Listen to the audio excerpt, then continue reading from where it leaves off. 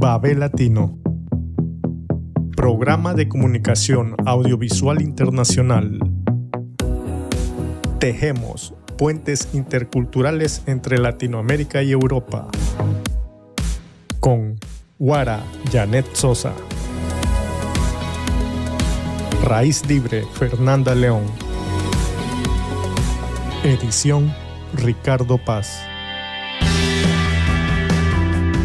Qué gusto poder estar aquí una semana más con Babel Latino para todo el Ecuador, América Latina, ¿por qué no? Estamos desde aquí, desde Europa, Italia, emitiendo nuestro programa 475. Un saludo a los oyentes y seguidores y va incluido un gran abrazo también, Janet Patricia Sosa en Guara. Les agradece por permitirnos esta transmisión, ya 475. Por otro lado, también saludamos y agradecemos a Ricardo Paz, nuestro editor y productor de Babel Latino, a Radio Sensación en Murcia, que también nos retransmiten el programa. Y como saben, y cada semana lo decimos, nos quedamos en podcast también para cuando nos quieran ver o si les interesan las temáticas en Facebook y en YouTube. Pues y con eso nosotros vamos a comenzar el programa de la semana. Esta semana hemos invitado, Babel Latino en estas semanas está dedicada, obviamente, hablando del mundo migrante ecuatoriano, considerando especialmente la cercanía que estamos para el 13 de abril y el compromiso que creemos tener o que tenemos definitivamente con nuestro país, con nuestro pueblo, con nuestra gente, los comunicadores sociales y los espacios de comunicación abierta, alternativos y de proximidad. Tenemos que defender ese derecho a un país que sea más democrático, más progresista, ¿no? Y nosotros lo podemos decir, aquí no se trata de ser de izquierdas ni de derechas. Generalmente nos quieren confundir, queriéndonos confundir con modelos de países. No creo que se trate de mejores ni peores modelos. Se trata de un modelo universal que debería ser el del buen vivir para toda la humanidad.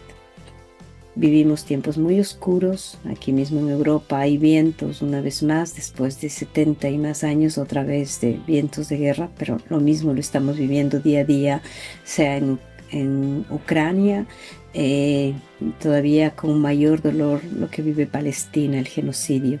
Entonces este programa yo sí lo quiero iniciar recalcando que estamos aquí por ello, porque tenemos una obligación de dar la voz a quienes son los protagonistas de lo que puede ser la historia y también de los cambios.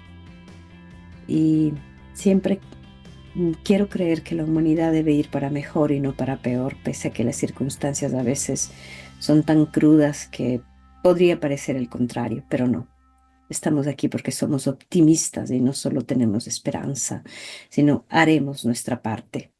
Así sea de uno a uno. Eso es Babel Latino y vamos a presentar a nuestro invitado, Max Medina. Él es activista político y también defensor de los derechos humanos. Hablamos con él a más de, siempre él está en Suiza. Y a través y junto a otros colectivos, los ecuatorianos en el exterior denuncian en Naciones Unidas que se vulnera la libertad de expresión con decretos espontáneos e inconstitucionales por parte del CNE, por parte del gobierno. Esta denuncia lo han dejado en Naciones Unidas y se ha hecho a través de una ONG conjuntamente con el respaldo de las organizaciones de la sociedad civil del Ecuador, y han presentado la petición ante los procedimientos especiales del Consejo de Derechos Humanos de Naciones Unidas, denunciando las modificaciones de las reglas del proceso electoral en la segunda vuelta de las elecciones presidenciales, normativa que restringe la libertad de expresión y de opinión. Por tanto, eso hablaremos con Max Medina. Él nos va a explicar, ya que es parte de los colectivos que presentaron esta denuncia en Naciones Unidas. Después de una pausa musical, porque no puede faltar musiquita en una radio, no pueden ser solo palabras, estaremos también con Pedro Cornejo.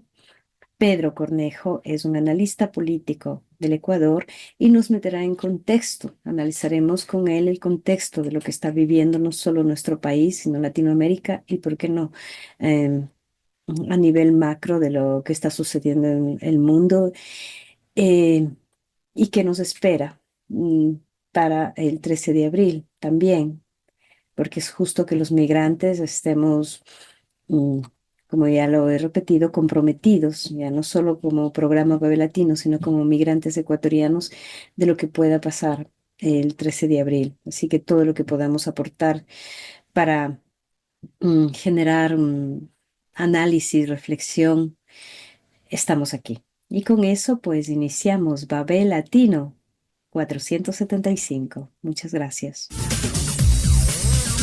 Contáctanos en www.babelatino.com. www.babelatino.com. Bueno, y seguimos aquí en Babel Latino, edición 475. Y como habíamos anunciado, tenemos ahora a nuestro segundo invitado, siempre ocupándonos del tema ecuatoriano por estas semanas, porque es allá donde se están realizando y decidiendo cosas, digamos, históricas para nuestro país. Entonces, vamos a darle toda la visibilidad que requiere. Saludos una vez más a los seguidores de Radio Pichincha, también en Radio Sensación en Murcia y las redes de Facebook y YouTube, Babel Latino. Y aquí estamos con Pedro Cornejo Calderón. Gracias, Pedro, por darnos la oportunidad de este diálogo. No nos conocemos personalmente, pero siempre hay una buena oportunidad como esta para utilizar de la mejor manera lo que es la tecnología. Y bueno, yo te he leído, te he seguido en redes y me parecía muy importante la oportunidad de poder dialogar con Babel Latino en esta cruce que hacemos de Latinoamérica, Europa, los migrantes de quienes vivimos aquí, no solo ecuatorianos, pero te decía, estas semanas le quiero dedicar absolutamente a nuestra realidad, a quienes venimos desde allá de la mitad del mundo y estamos aquí tan lejos. Pedro, antes, a quienes no te conocemos o te conocemos un poco menos, que no sea a través de lo que hemos leído, cuéntanos cuál es tu experiencia. En fin, sé que has estado de viaje Cuenca, Quito. Cuéntanos un poquito de ti. Sí, siempre me gusta Sí, iniciar así, como te decía, contando historias de cada uno de nosotros, por más cortitas que sean. muchas gracias, Janet. Agradezco a todos quienes te escuchan y te ven a través de Vive Latino, Radio Pichincha y Sensación de Murcia, si no Sí, estoy mal, ¿verdad? sensación, sí. Entonces, sí, y tengo que decirte, yo soy una persona nacida en Cuenca y que tuve una larga residencia en la ciudad de Quito por asuntos de trabajo. Yo soy abogado, graduado de la Universidad Pública de Cuenca. Eh, yo hice mi actividad profesional básicamente en el municipio de Cuenca y en la empresa pública de agua potable de Cuenca Etapa. También trabajé en mi ciudad como jefe de inspectores, como mediador laboral. Estuve trabajando como ayudante en la función judicial, en los juzgados laboral y penal y luego yo ocupé la jefatura política del cantón y también fui gobernador encargado.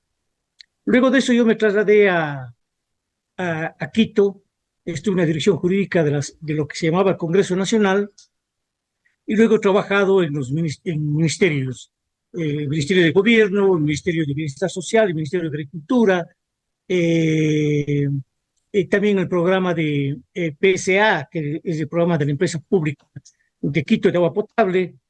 Estuve como vocal alterno del Tribunal Contencioso, del Tribunal Electoral, y eh, estuve igualmente prestando mis servicios de la vicepresidencia de la República, y hice una experiencia muy bonita que me resultó en Bogotá, en el Parlamento andino.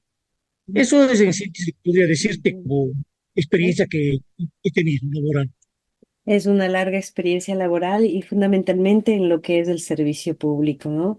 Que es donde más uno puede, creo yo, dar de sí y también aprender, ¿no? Entonces, en este años de servicio, como te decía, yo te conozco a través de los análisis, de los escritos que he visto y de tus propuestas.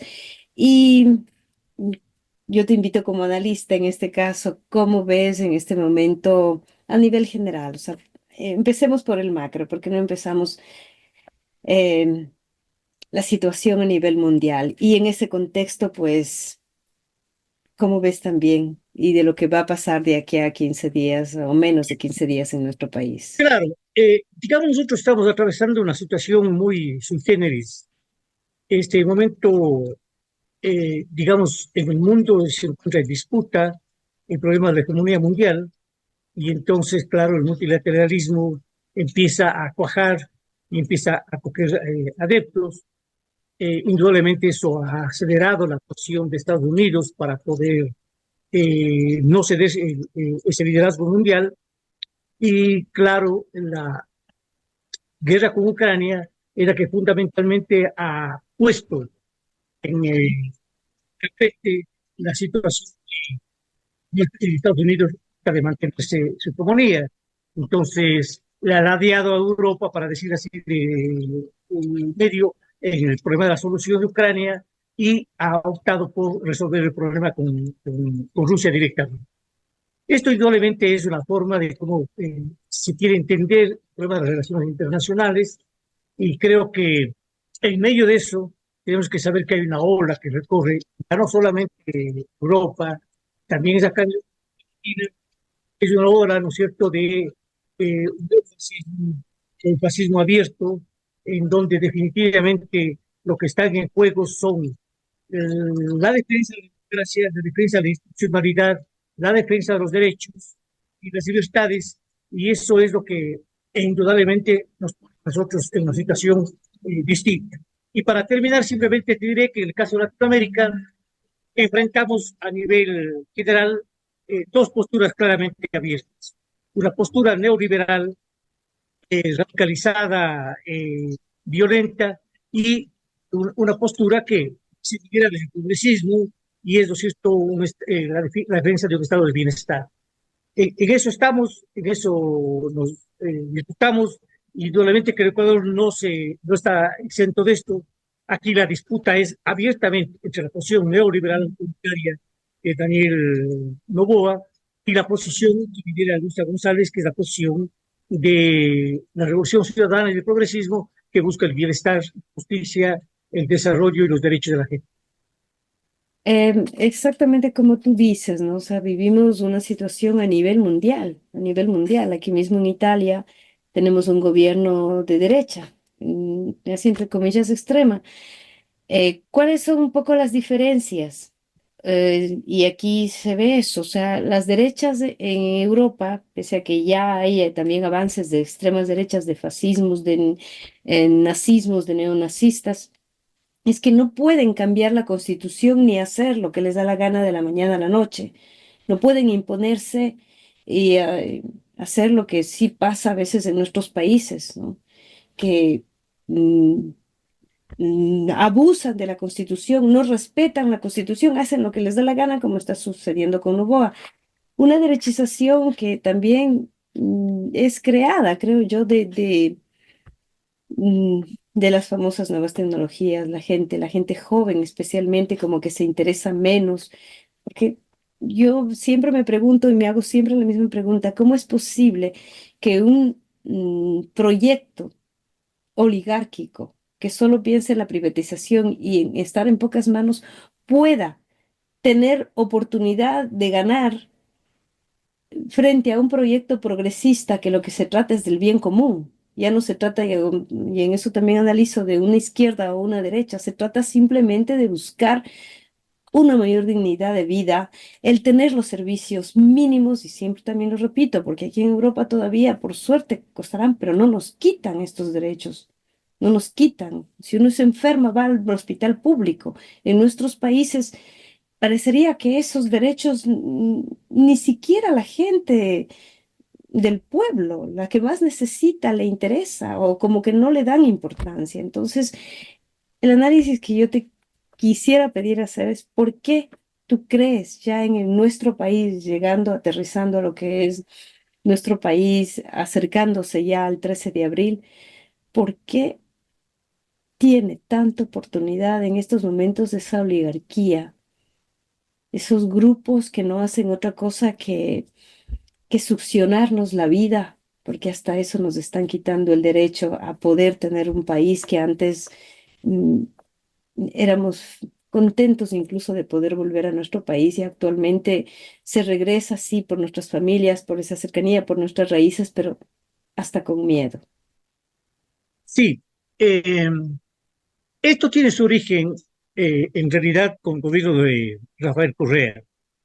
Eh, Esto fue una década en la que llamamos la década ganada, no solamente para Ecuador, sino para América Latina, tanto en las escenas nacionales como en el escenario internacional. Y tiene ahí su origen porque, claro, fue un gobierno que entró a, primero, brindarnos una nueva constitución, establecer derechos para los ciudadanos, hacer declaración de derechos, sino establecer garantías para su ejercicio. Y claro, adicionalmente de esto, se hizo política pública que indudablemente el acceso a los servicios públicos, a los servicios del Estado, para poder, ¿no es cierto?, beneficiar a la gente. Los niveles de educación, la infraestructura educativa fue reconocida, los niveles de educación igualmente fueron de los mejores, se dieron becas para profesores, se dieron becas para estudiantes, para estudiar en el país, luego para estudiar fuera en el país, provocando la necesidad de que gente se capacite para que venga a transformar justamente el país. En el caso de salud fue igual. La salud sí fue una infraestructura inmensa que indudablemente permitió que la gente pueda acceder, se contaba con medicinas, el acceso era directo, amplio, porque realmente se tenía una misión de que el servicio público era un servicio que tenía que ser de calidad y un servicio que sea de plena acogida para la gente. Pero no solamente fue eso.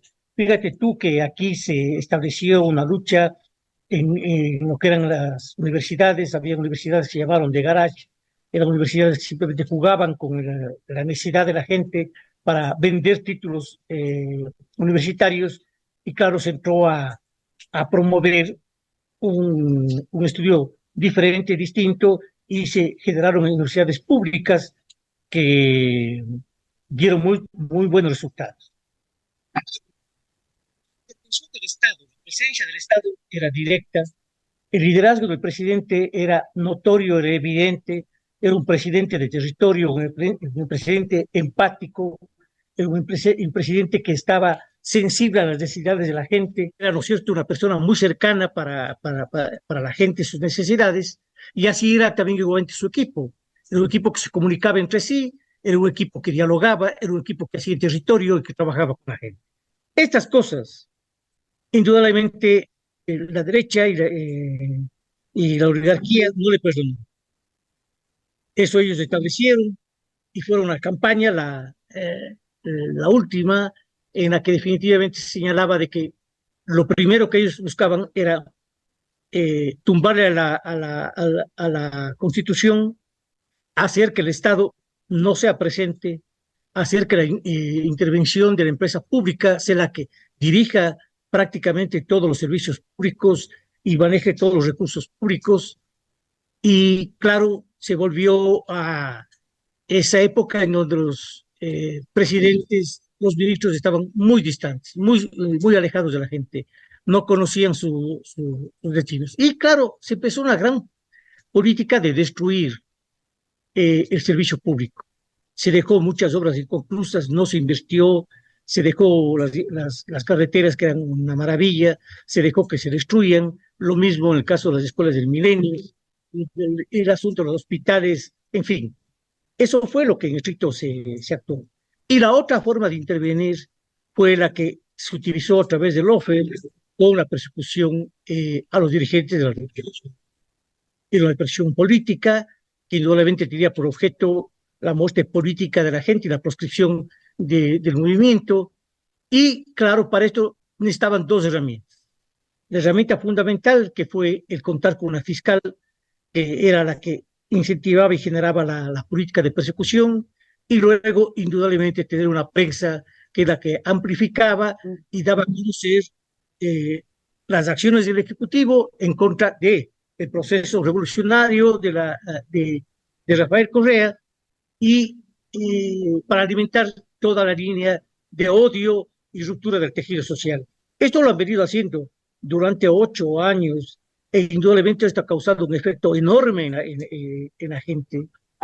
La división que tenemos ahora es brutal, se genera a tal nivel de que es casi imposible mantener reuniones políticas en las familias.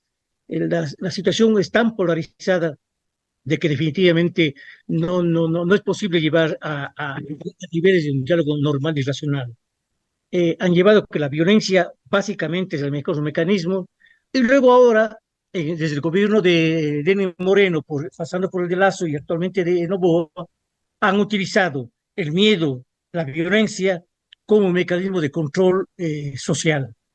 Y así lo ha venido manteniendo a la sociedad de miedo, con una política de estas de guerra, de tal manera que cualquier solución que ellos planteen le ven como una solución válida. Esto ha sido lo que ha pasado. Y así hay como entenderle de cómo nuestra población ha sido adoctrinada, ha sido alienada con una posición que definitivamente tiene por objeto destruir a cualquier viso del progresismo y así cueste lo que cueste, destruir toda la obra que dejó la Revolución Ciudadana. Sí, es muy doloroso, pero eso es lo que estamos viviendo ya, las consecuencias de esta destrucción a todo, no solo el tejido social, a todo lo bueno que se pudo haber hecho en esos 10 años, con sus errores, sin lugar a dudas, porque es parte del gobernar, pero sí, de una destrucción absoluta. Sin embargo, yo quiero creer, y no porque sea de esas que me ilusiono, románticas nada más, ni tampoco porque tenga la esperanza, porque yo siempre digo, la esperanza da como una idea de esperar, y no se trata de esperar, se trata de provocar también que esos cambios se den. El 13 de abril, pienso que en este nuevo desafío hay una oportunidad que no se dieron las dos veces anteriores que ganó Lazo, que Noboa está en el poder ahora mismo, que Lenín Moreno hizo lo que hizo, ¿para qué hablar de eso si fue ahí que empezó la debacle? Es, hay una unidad del progresismo, porque ese es otro de los grandes problemas que hemos tenido históricamente. Las izquierdas, como dicen, la derecha se pone siempre de acuerdo porque tiene intereses económicos. Las izquierdas, cada uno parece que de uno somos capaces de dividirnos en dos, porque uno mismo se pone en conflicto, exagerando.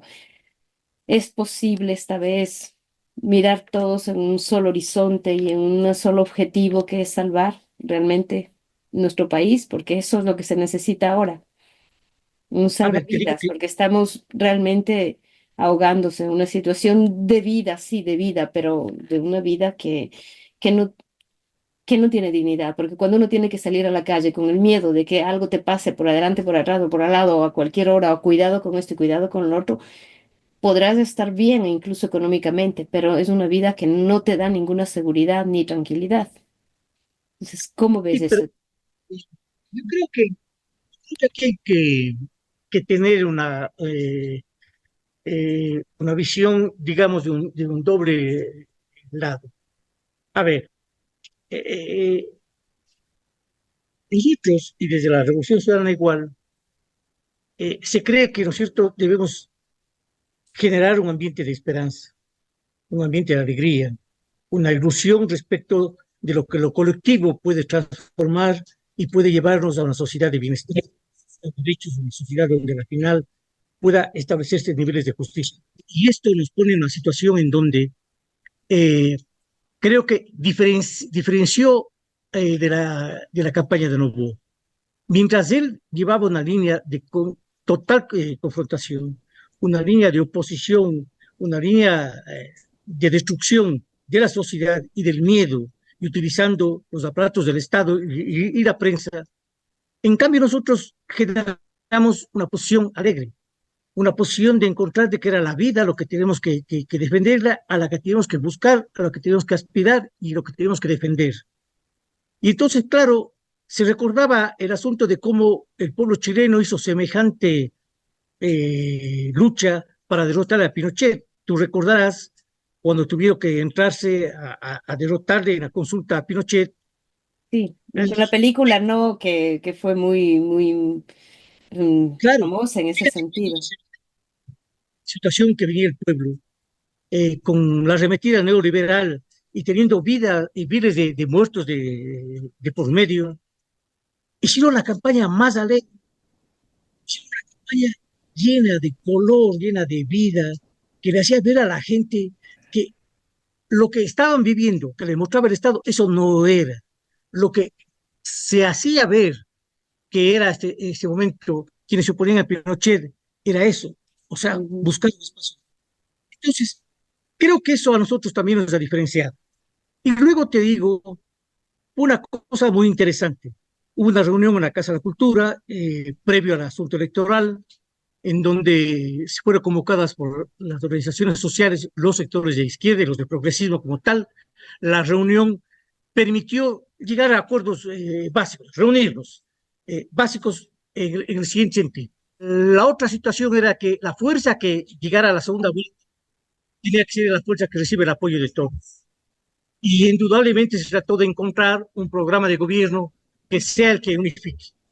No desde las diferencias, sino desde lo que es posible, desde lo que podemos acordar, de lo que definitivamente nos une. Y eso se logró.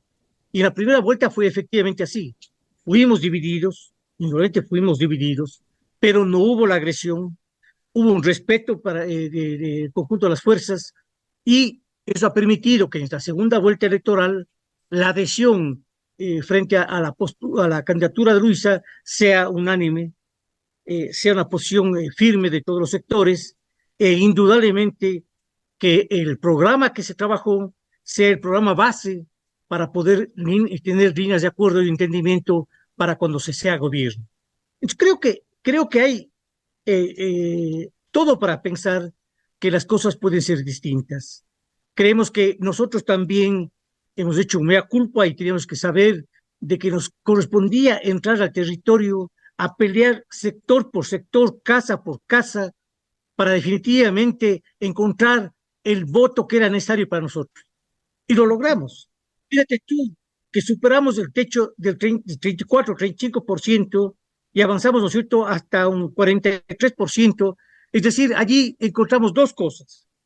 Uno, ¿no es cierto?, que indudablemente los sectores que votaban, sectores del progresismo que votaban por la Revolución Ciudadana en la segunda vuelta, y ya como tal se decidieron por esta primera vuelta. Y definitivamente optaron por ella. Y lo segundo es de que hay una posición, no digamos, ¿no es cierto?, antinovoísta, porque no, es que no hay un novoísmo como tal, eso no podría decirse, pero ¿no es cierto?, quienes son afectos a Novoa.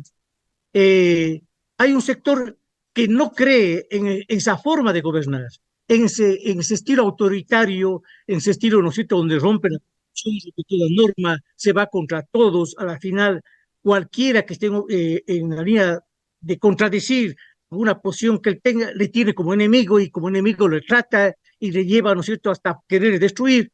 Ese, ¿no es cierto?, han sido las cosas que han cambiado. Y claro, ahora en el caso del movimiento indígena, nosotros vemos con gran, digamos, ilusión el hecho de que ellos han definido apoyar, no apoyarle a Luisa, pero claramente han dicho, nosotros no vamos a votar por la derecha, y eso ya es un eje muy fundamental, han lanzado unas líneas en donde básicamente Luisa ha dicho que está de acuerdo con todas las que ellos han planteado de Pachacutic y de la CONAIE, y nos da la certeza de que nosotros creemos que vamos adelante. Estamos ahora, creo que entre unos 4 o 6 puntos, y creemos que eso debemos conseguir. Ese es el objetivo fundamental. Qué bien, Pedro. Me dejas con una sonrisa, que debe ser esa alegría que no nos falte. Creo que el trabajo se tiene que hacer más que nunca en estos próximos 10 días o lo que queda.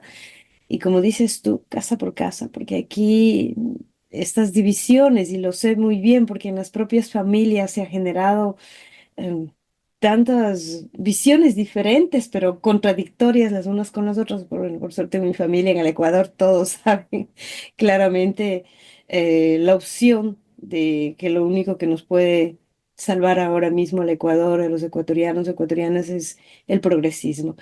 Y casi siempre quieren compararnos un poco con decir que quieren Venezuela. No, yo a veces digo basta, incluso un modelo socialdemócrata como el que ahora ha defendido después de la Segunda Guerra Mundial, lo que existe, que aquí también se están perdiendo derechos, te juro. O sea, ya ni siquiera aspiro a quién sabe qué, a eso, al básico, los derechos, el buen vivir, el mínimo indispensable para tener una vida de trabajo, de dignidad, de que todos puedan ir a las escuelas, que todos tengan acceso a la medicina, a la salud, eso. Y por tanto, Pedro, yo te agradezco un montón de esta oportunidad. Espero que no falten otras oportunidades para conversar. Sabes que tenemos esta ventana de Babel Latino, este medio de proximidad que busca que los protagonistas sean los que están allá, los que están haciendo, los que están decidiendo también, y que de nuestra parte, desde aquí lejos, pues eh, estamos para hacer nuestra parte, apoyar. No, yo te agradezco a ti. Realmente es muy satisfactorio poder participar en un espacio como este. Y también igualmente uno se llena de alegría de saber que acá en el caso de los migrantes hacen la actividad política, desarrollan, piensan en el país, quieren un país mejor. Entonces eso indudablemente a uno le infunde, eh, digamos, le da fuerzas, le da ánimo, y creo que esto nos va a permitir a nosotros avanzar y hacer una campaña que indudablemente nos va a regresar a un país mucho mejor, a un país de bienestar, un país de derechos y justicia. Así es, no será fácil después de la destrucción, pero pienso que el Ecuador en eso, y los ecuatorianos y ecuatorianas, eh, pues ahí estaremos a poner el hombro y lo que haga falta para lograrlo, que el país tenga una mejor vida y un revivir, como decimos Ecuador. Así que hasta la próxima, Pedro. Muchas Gracias, gracias. un gusto. Pasa bien.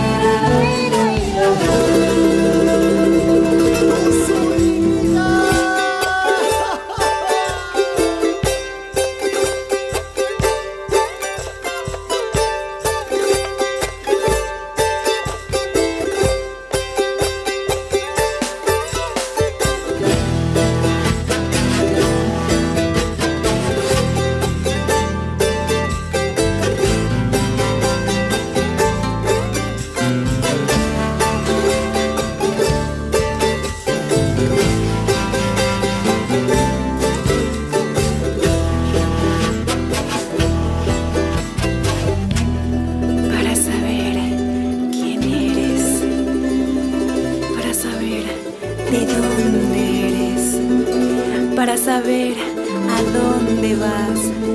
Vivamos este presente.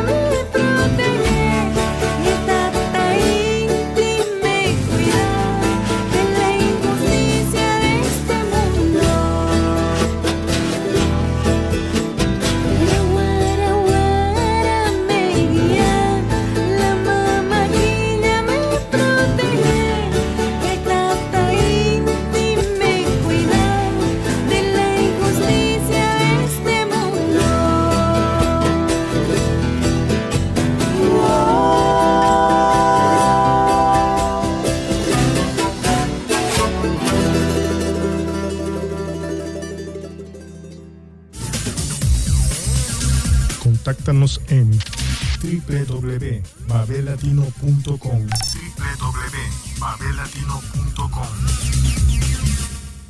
Estamos aquí en Babel Latino, edición 475, como anunciamos inicialmente. Tenemos aquí los invitados de la semana. Para mí es un gran gusto estar aquí, y para todos los seguidores de Radio Pichincha, también para la Radio Sensación en Murcia, y quien nos quiera ver en cualquier momento y en cualquier lugar, también en redes, sea en Facebook de Babel Latino como en YouTube del canal Babel Latino.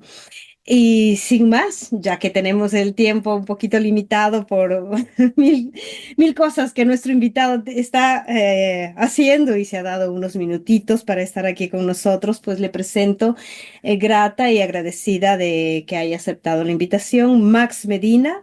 Él es un activista político, defensor de los derechos humanos. Tuvimos la oportunidad de conocernos hace casi un año que estuvimos ahí en Naciones Unidas. Igual nosotros íbamos con el tema de derechos humanos, de la defensa de la mesa de víctimas de lo que fue en los años 80, ¿no? Y tuve la oportunidad de verte, Max, muy de rapidito porque fue todo muy veloz, pero esto nos ha dado la oportunidad que hoy estés aquí con nosotros en Babel Latino.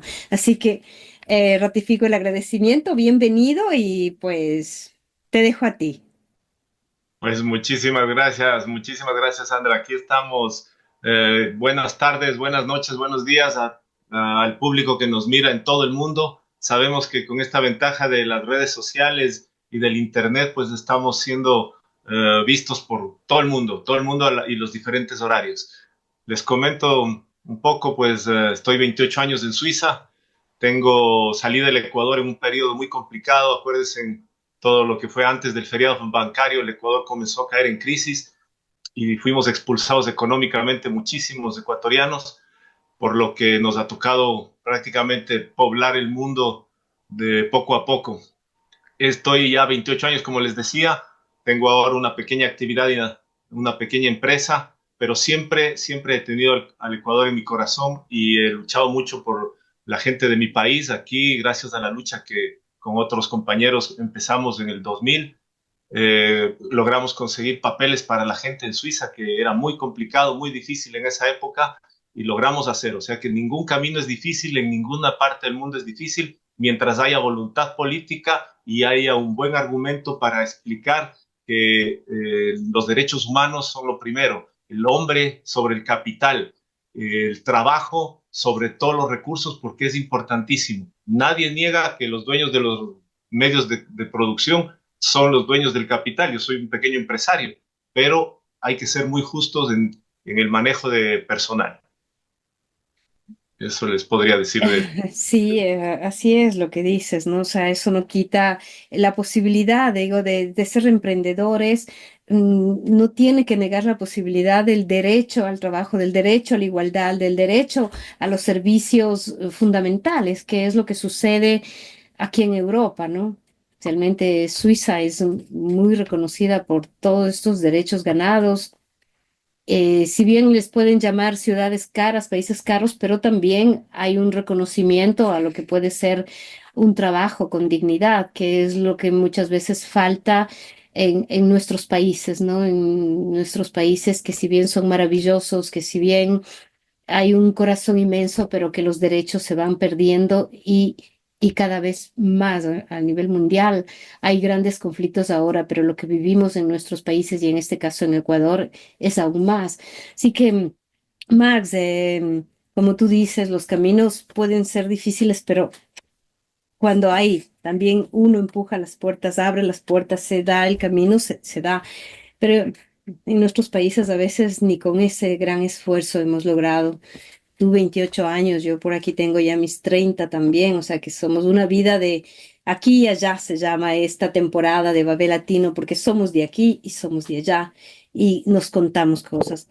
Max, como yo decía al inicio de la presentación, yo te conocí en esta oportunidad que tuvimos de unas mesas de comisiones de derechos humanos donde se denunciaban diferentes temáticas de todas las graves violaciones que se están cometiendo en el Ecuador. Te conocí así, pero la razón en especial de la invitación es que ustedes como colectivo acaban de hacer una nueva denuncia en Naciones Unidas y quisiera que nos cuentes en detalle, si es posible, el porqué de esta denuncia, quiénes lo hicieron y cuáles serían por lo menos los mínimos resultados si es que algo hay, y si no hay por lo menos el hecho de haber sentado esta denuncia en Naciones Unidas. Pues sí, mira, la denuncia la presentamos con la Asociación Nacional Right to Human Network, que tiene una base en Madrid, pero realmente está muy comprometida con la lucha por los derechos humanos de Latinoamérica, y en apoyo con las asociaciones que tenemos aquí, que es Impulso Ecuador desde Suecia y Participación Ciudadana de aquí de Suiza. Hemos presentado la denuncia a una grave violación sobre el derecho de la libre expresión, con el decreto que el presidente Noboa ha hecho, bueno, prácticamente es del presidente Noboa, pero hace el Consejo Nacional Electoral del 13 de marzo, prohibiendo el uso de los dispositivos electrónicos o cualquier dispositivo. 13 de abril sería, ¿no? No, de marzo, 13 de marzo, que fue donde se decretó. El CNE decretó el 13 de marzo para las elecciones, que sería el 13 de abril. Justamente es una estrategia política porque en un mes sabían que era muy complicado hacer muchas cosas. Entonces nosotros nos hemos puesto en marcha y hemos hecho la denuncia enseguida ante la Comisión de Especiales, ¿no? de Defensa de los Derechos Humanos, pero las denuncias especiales, y hemos tenido una buena recepción. Estuvimos el día martes ahí, estuvimos con el profesor y doctor Alfred Zaya, que fue también el delegado de las Naciones Unidas, fue un colaborador muy importante, llegó a ser presidente de un área de las Naciones Unidas para la defensa de los derechos humanos de Latinoamérica. Incluso fue veedor también de las elecciones en Ecuador del 2017, y realmente él estaba muy enterado en esto. Hemos recibido su apoyo y realmente nos sentimos muy agradecidos por la acogida que hemos tenido. Nosotros, en base a la violación de los derechos humanos, de la Carta de los Derechos Humanos, que viene a ser el artículo 19, el artículo 21, 22 y 25, nosotros hemos pedido que se pronuncie la comisión, porque no podemos permitir que esto se suceda en el país. El país realmente necesita desarrollo, no necesita un freno. Nosotros no podemos estar con una persona que juega a ser dictador porque está secuestrando todos los poderes del Estado. Tenemos la justicia secuestrada. Ustedes ven cómo lo utilizan para perseguir a los contrincantes políticos. Tenemos el Consejo de la Judicatura, igual. Tenemos el Consejo Nacional Electoral, que se ha hecho de la vista gorda para todos los grandes atropellos que ha hecho el presidente, empezando por no dejar a su vicepresidenta encargada mientras él hace campaña. Después tenemos toda la entrega de electrodomésticos por parte de sus candidatos asambleístas. Tenemos cantidad de violaciones que el CNE no ha hecho nada, pero cuando se trata de los opositores políticos, pues los persiguen totalmente. Vemos el caso del alcalde de Guayaquil, el alcalde de Quito, todos han sido perseguidos solamente por tener una tendencia diferente a la que el presidente quiere mantener. Y lo peor de todo es que tenemos gente en el Ecuador que aplaude que se violen los derechos humanos. Tenemos el caso más grave que tuvo el Ecuador, que no lo ha hecho nadie, ni las peores dictaduras, al compenetrar la Embajada de México y sacar y secuestrar a un asilado político. Que traten como traten, sabemos claramente que es un perseguido político, porque todas las pruebas ni siquiera las pueden refutar, no tienen nada y lo tienen encerrado, lo tienen secuestrado. Entonces es una dictadura disfrazada de democracia. Sí, en este caso la vulneración del derecho a poder tomar la foto, entrar con el celular, es, digamos, va en contra de la democracia, porque es un derecho. Ahora, ¿por qué deberían prohibir? O sea, ¿qué argumenta el CNE para no permitirnos un derecho como cualquiera? Ahora que todo se mueve en red, que todo se hace con selfies. Bueno, yo creo que la verdad es que inventaron un argumento que nadie les cree, porque a la final, en la primera vuelta, dijeron que había habido gente que fue coaccionada y que fue intimidada por el voto. Entonces tenían que enseñar su voto para no ser ni obligados o qué sé yo, vacunados o puestos bajo secuestro, muchas cosas que inventaron, pero no hay nada claro. La verdad es que en ninguna parte del mundo se puede permitir esto, porque la libertad de expresión, uno es libre de presentar. El voto es secreto, es muy cierto. Si uno no lo quiere enseñar, no lo enseña, pero si uno lo quiere enseñar, tener un recuerdo, lo que sea, puede hacerlo. Sobre todo que las leyes del Ecuador, según el artículo 61, si no me equivoco, de la Constitución, permite que la gente exprese libremente todo lo que todo lo que prácticamente su libre expresión lo dé. Nosotros realmente lo que estamos pensando es que esto es una especie de amarre político para crear un fraude donde nadie va a tener acceso a tomar fotos de las actas. Yo estuve de veedor aquí en la ciudad de Lausanne y tomamos fotos de las actas, y es la mejor forma de comprobar que el proceso es transparente. Incluso en la carta del 8 de febrero de la OEA, que pide una garantía al Ecuador para que se desarrollen bien las elecciones, el Consejo Nacional Electoral le envía una carta a la OEA repitiendo que está totalmente autorizado a hacer. O sea, el 9 de febrero estuvo autorizado por el CNE porque no había ningún problema, y ahora está vetado. O sea, realmente no hay sentido. Aparte de eso, que en el mismo artículo se dice que no se puede cambiar una ley mediante el proceso electoral, porque el proceso electoral tendría que cambiarse por lo menos un año antes del proceso electoral para poder modificar una ley. Entonces nosotros estamos pidiendo a la Comisión de Protecciones Especiales que se pronuncie lo más rápido posible y que el Ecuador sea advertido y que sea comunicado para que no haga simplemente de la vista gorda hacia los problemas que tienen los problemas más fuertes. Ahora tenemos problemas más graves en el Ecuador. Tenemos el derrame de petróleo, tenemos los problemas energéticos, tenemos las graves acusaciones que han tenido que salir periodistas del país porque se sabe que el país ahora es un narcoestado. El país tiene un príncipe de la mafia que está manejando realmente como él quiere el narcotráfico en el país. Lastimosamente no puede ser una coincidencia. Todo sale en cajas de banano, salen desde los puertos del Ecuador manejados por ellos. O sea, realmente tenemos que darnos cuenta que hay una mafia y realmente no podemos nosotros permitir que la ciudadanía tenga estas consecuencias, porque tenemos muertos como nunca antes visto. El inicio del año ha sido totalmente sangriento. Entonces hay problemas más graves que llevar un teléfono a tomar una foto, yo pienso, ¿no?